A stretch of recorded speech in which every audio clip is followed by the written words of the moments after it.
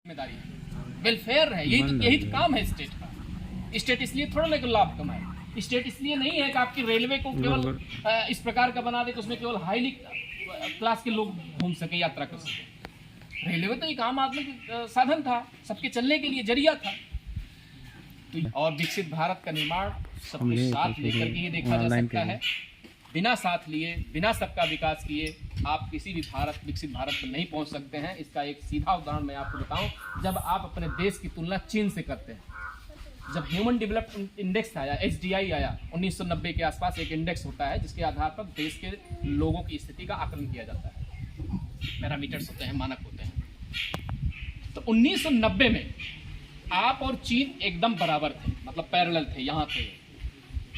मतलब कहा जाता है ना, नेहरू का भारत चीन के बगल खड़ा होता था, और मोदी का भारत चीन से बहुत पीछे है, आप तुलना नहीं कर सकते। मोदी का भारत चीन के आसपास कहीं नहीं है।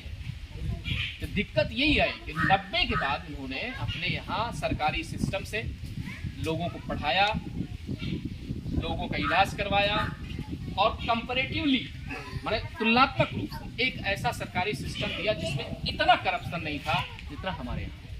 अब उनकी डेमोक्रेसी मत जाइए और चीज़ों की चर्चा अभी मत करिए, लेकिन ये काम चीन ने किया, इसीलिए आज शायद वो आपसे बहुत आगे है। और मैं एक अंतिम बात कह करके अपनी बात समाप्त करना चाहता हूँ, क्यों चीज़ों की ज़रूरत है, सरकारी स्तर पर ज़रूरत है। आज से ही, आज 25 अगस्त 2024, 25 अगस्त 2024 से आप डायरी लिखना शुरू करिए, और उस डायरी में केवल 3 चीज़ मेंशन करिए। क्या मेंशन करना है? 3 चीज़। पहली आप ये मेंशन करिए कि आपने प्राइवेट एजुकेशन सिस्टम में कितना पैसा खर्च किया साल भर में। 1 साल का लिखना है, बस 1 साल का डेटा केवल लिखिए कि आपने प्राइवेट शिक्षण संस्थाओं में बच्चों को पढ़ाने में कितना पैसा खर्च किया, ये लिख लीजिए साल भर का डेटा। दूसरा डेटा आप ये लिखिए कि आपने प्राइवेट हॉस्पिटल्स में अपने परिवार के इलाज में कितना पैसा खर्च किया। तीसरा डेटा आप ये लिखिए कि आपने इस सरकारी सिस्टम में करप्शन में कितना पैसा दिया, जो कि आपका बिना पैसे या बिना किसी अप्रोच के होना चाहिए था।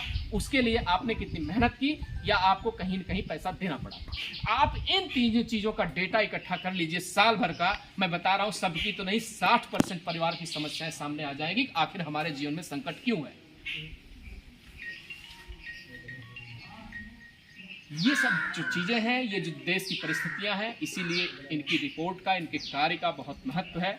और बिल्कुल हमको उन लोगों का कार्य, उन लोगों का किया हुआ याद करने की ज़रूरत है, उनको लोगों के बीच पहुंचाने की ज़रूरत है जिन्होंने अच्छा काम किया। मैं बताऊं, मैं खुद ही मतलब काफ़ी कुछ पढ़ा। मैं अभी जान पाया कि आपके लक्ष्मी शंकर यादव कांस्टीट्यूएंट असेंबली के मेंबर थे, संविधान सभा के मेंबर थे। मैं खुद इतना मतलब संविधान को पढ़ाता हूँ, लेकिन अभी जान पाया, अभी कुछ दिनों पहले जान पाया। तो ये बहुत महत्वपूर्ण कार्य है, और अश्विनी जी का ये कार्य बहुत काबिल तारीफ है। और ऐसे लोगों को समाज में बिल्कुल बढ़ावा दिए जाने की ज़रूरत है। ऐसे लोग ही जब ऊपर पहुँचेंगे तो उनको ग्राउंड रियलिटी पता होती है कि क्या किया जाना है, क्या करना है, किस ढंग की पॉलिसी बनानी है। तो इन्हीं सब बातों के साथ मैं अपनी बात समाप्त करता हूँ। बहुत बहुत धन्यवाद।